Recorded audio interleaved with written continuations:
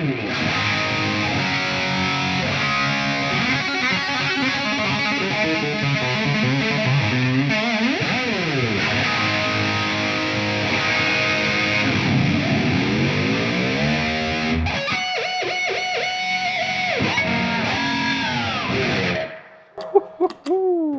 that is the clean sound.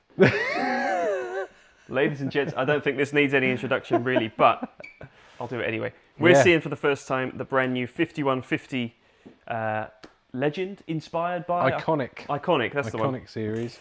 So, new amp line from Fender and EVH. Not replacing, it's worth pointing out, the 5153 that we know and love. No.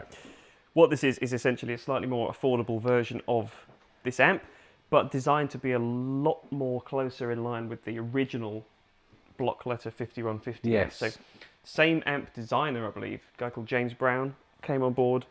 I think he designed the original amps. I really want to say, hit me. Well, I doubt. But yeah, I believe it's so. You know, the genesis of it is from the same guy who made the original. Greg and I have just been playing around very briefly with this amp, and it sounds fantastic. I'm gobsmacked. I don't know what to. I'm very often, not very often lost for words, but wow. I mean, yeah. Well, there you go. End of video. Thank you.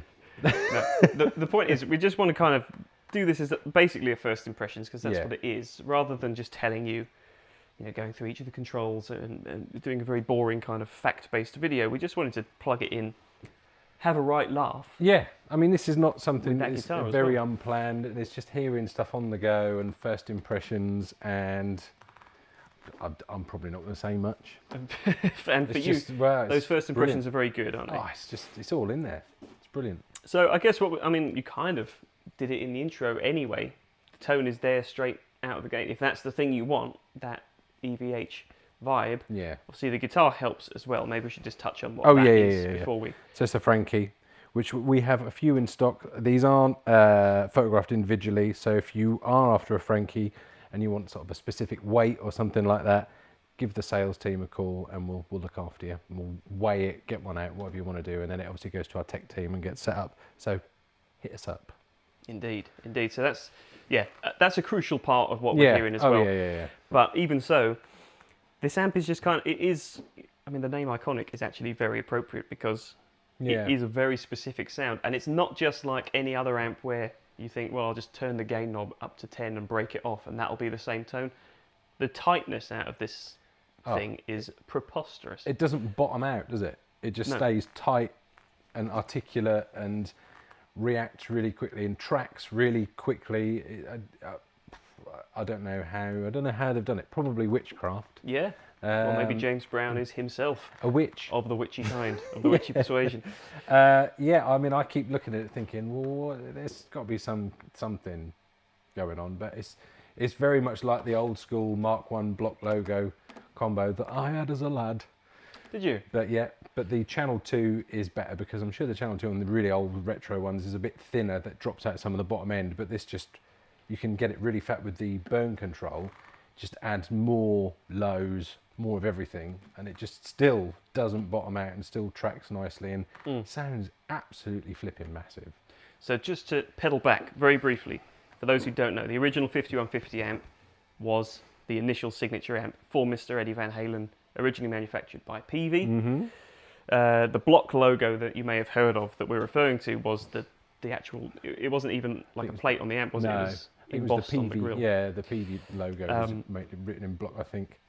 Yeah, and it had this very kind of, it just caught on massively, because I think all the metal bands at the time, even guys like, I remember Steve Morse saying that he used this amp in his early Deep Purple days as well. So it was a really versatile amp, because it had that real articulate... Steve Morse, Joe Satriani, everyone. I think it was sort of almost a slightly different take on the rectifier thing that was happening at the similar time.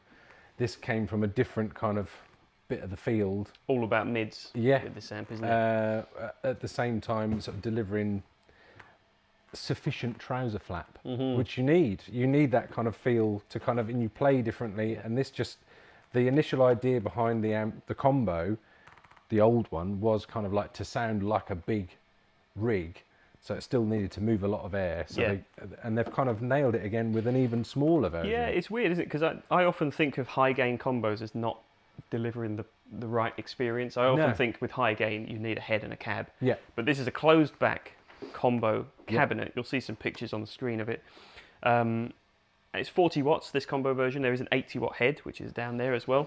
Available in black and white. But do you know what? I actually think for the first time ever in my saying so, I think the combo is the one to go for. Unless, of course, you already have a plethora of 4x12s. Yeah, I mean, that is not, you can lug it in the back of the car. That means nothing to anyone, Greg, because you're a mountain of a man. You're a god of a man.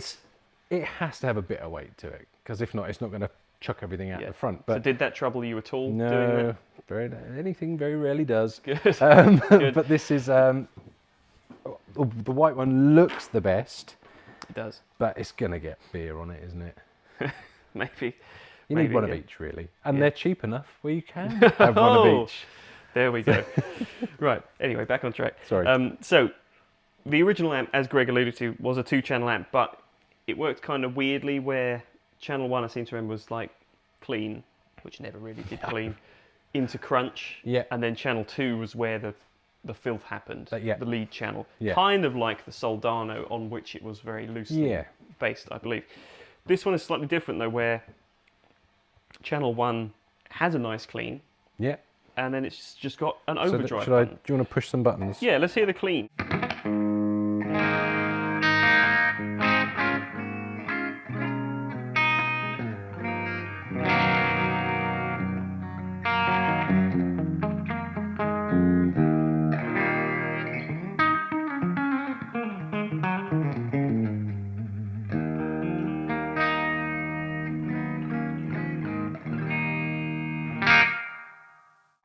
Nice reverb as well. I think that's a really lovely clean, actually.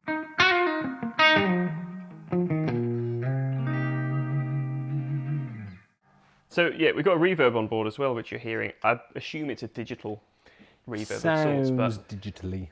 But it's got a nice feel, isn't it? Yeah. And a nice tone to it. It doesn't get too much in the way. It's nice. It's got a little bit of the helicopter kind of whirring to it. There's also a boost on board, which is foot switchable. The foot switch comes with the amp, channel selection and the boost, and there's a separate boost gain control on the top of the amp here. I'm interested to hear if it works with the clean, and if so, how it works with the clean. Let's have a try at that.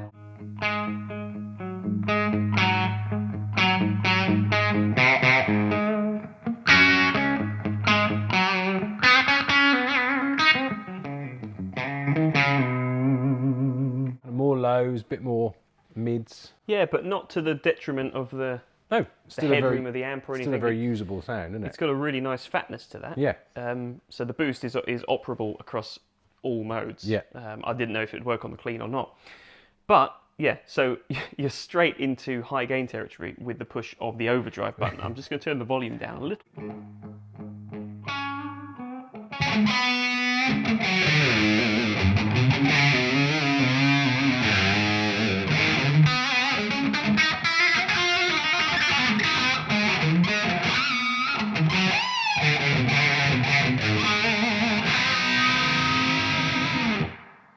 Sounds good. It sounds excellent. It sounds great, yeah. So channel 1 sounds like it's a little kind of squishy under the fingers. It's got that old school... Yeah, it kind of bounces back at you a little bit. I've struggled, to be honest, the 5153, a great amp though it is, I always struggle with that because I find it is quite stiff. It doesn't have the vintage style sort of sag to it, which early Eddie Tone was. Yes. And I don't know why they don't put it in that amp, but it sounds like yeah, that's kind of this kind of almost chucks you back a little bit to the old days.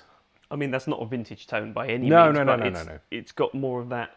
Would you say that's fair to say? Like slightly spongier. Yeah. But so now we're going to contradict ourselves a little bit. When you crank it up, it stays so tight with all the gain in it. Mm-hmm. So it's super articulate. So people that you kind of as I called them before, the chugga flirm kind of guys. It's got such good articulation and separation with all that low end. So even if you're playing the lower registered kind of big, fat, heavy, extended scale kind of stuff, it will deal with it, and you'll hear all the notes and all the sort of complicated lines that people play. It tracks really well, and it has all of that kind of sonic. It covers a lot of ground. Yeah. A rich sonic tapestry, if you will. Delicious meal, succulent meal. And I like the fact that you don't even have to boost it. Obviously not for gain purposes, but you know, the kind of the theory with high gain amps most of the time is that you want a tube screamer or something in the front just to shape the. And it kind of changes the feel, doesn't it? But with this, don't need it. You don't need it. No. It's got that kind of front end saturation compression thing on the go straight away. Yeah, and if you do want more, there's channel 2, which from my just preliminary experience with this amp, it doesn't seem to add any more gain necessarily, but it's a bit more of a darker, focused tone, and of course it's got its own independent gain and volume controls. So we've got one EQ at play here, haven't we? One EQ. Yeah, global 3-band EQ. And the resonance and presence control is global as well. Yep, as is the reverb. Yeah, and you've just got kind of independent gains and volumes. Yeah, and you've also got a second burn mode on channel 2, which very good. Sounds pretty good, doesn't it? So if you play a channel 1, I'll set the gains both at 5. Okay.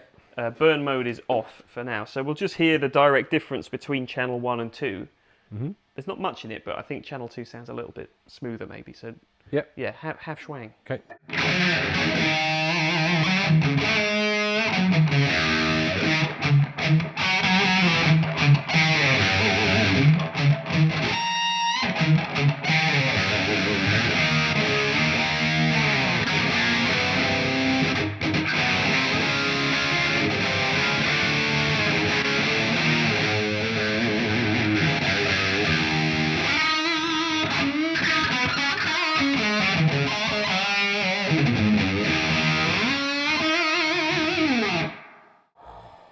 It's just such good fun to play with. Not much in it, is there? No. You're having a great day today. Yeah, I don't care what it's. It just. This is the one of the products. I mean, there's been a lot of cool stuff come out over the past couple of years, but this is like. They're going to sell a lot of them. You're going to get one of these, aren't you? I'm probably going to get one. But it's just such good fun. It sort of takes you right back as to why you started playing in the first place. It just makes you have fun. Yeah. That's what it's all about. Specs are boring, brother. Indeed. It makes you have fun. Indeed, Greg. So, speaking of fun, do you want to turn the burn switch on? Oh my God. Yeah. For even more. Yes, more low end. For more madness. Everything. So, again, I'll turn it on as you're playing. Okay.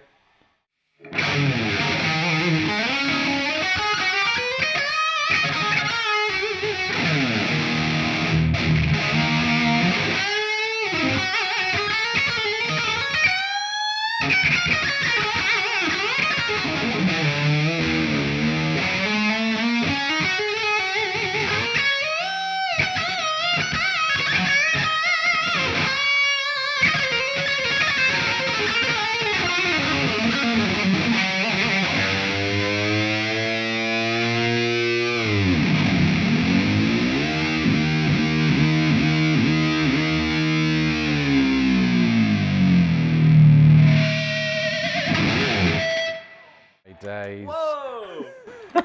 Wow. Yes. Now, normally I would say that that's silly. But it's not. It's silly. It's not, because it's... Sorry if I'm shouting, by the way. I'm stood next to the amp. So, what? Yeah, it's just a fantastic sound, isn't it? And it's all controllable, because you've got a noise gate for channel 2 as well. Yep.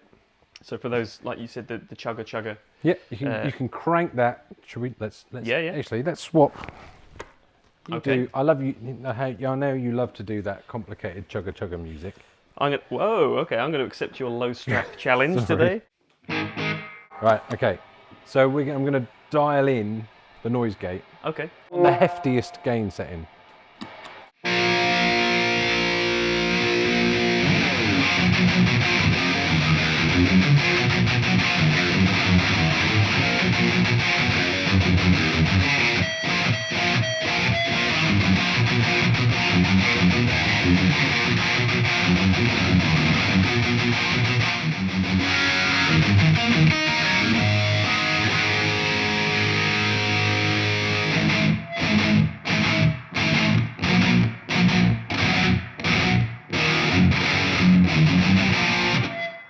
I mean, there's a lot of feedback there, but you can hear it cutting in, but it's not too aggressive. You know what I mean? No, well, you can hear it so there. Here we go. All the way up. Yeah. Dialing it back. yeah, it's nice. You can, So that's off. yeah, just feathering it in is enough to get rid of that horrible hiss. Yeah, but that's enough if you're playing this tight stop-starty stuff. Yeah. It's going to cater for a lot of. I mean, that again, that was a kids. huge amount of gain. But if I back the gain on channel 2 down to about 2, why? I'm going to turn the burn mode off as well. This is too much for me today. But that's where I think this kind of amp breathes best. Yeah. And it's loud enough for the power section to start working. Yeah. But I mean, it's nice to give it a chance to bloom a little bit because we're kind of really piling it on so it compresses. But it has got a nice bloom to it as well. Also, maybe bring the noise gate down as well to halfway or whatever. So the opposite of Public Enemy, we will not bring the noise gate.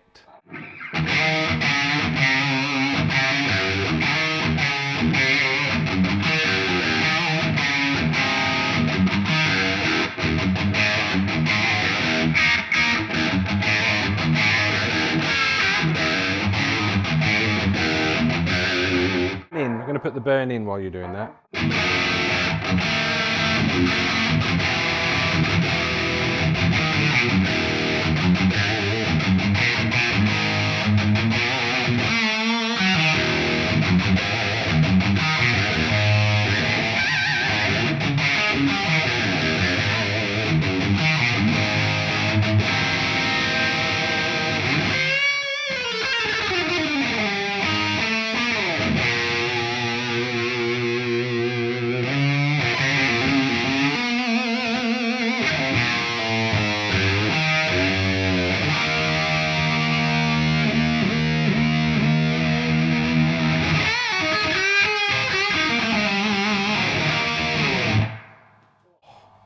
Juicy. Do you know what I think this is? This is the high gain amp for people who don't like high gain amps. Because for me, I do like that sound very much. I like it when other people use it. Yeah. I often struggle to play with it usually. It's still musical, isn't it? It's really musical and it's really easy to play with under the fingers as well. So, I mean, that's about all I think we can say about it, isn't it? It's just incredible. I mean, if you want specs, you can just visit the listings or talk to the sales guys. Indeed. But this is just an overall just getting excited about it. Basically, it sounds so good. There's some good stuff on the back as well. You've got like a speaker emulated XLR out for going direct. You've got a quarter power switch. Pre-out as well. Yeah, effects loop, like you said. Oh, emulated. Yeah. XLR output. Yeah, nice stuff. So, like Greg said, all that stuff's on the website.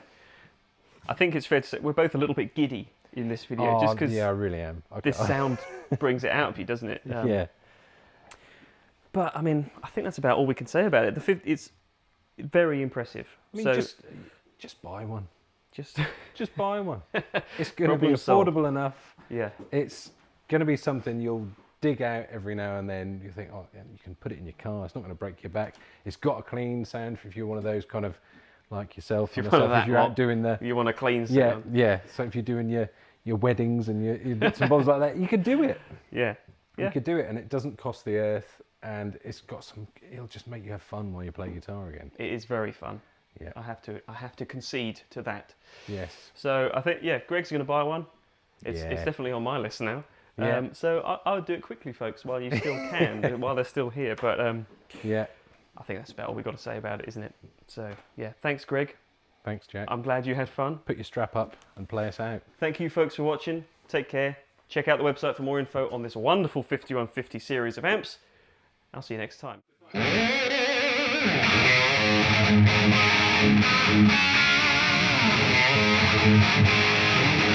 Goodbye.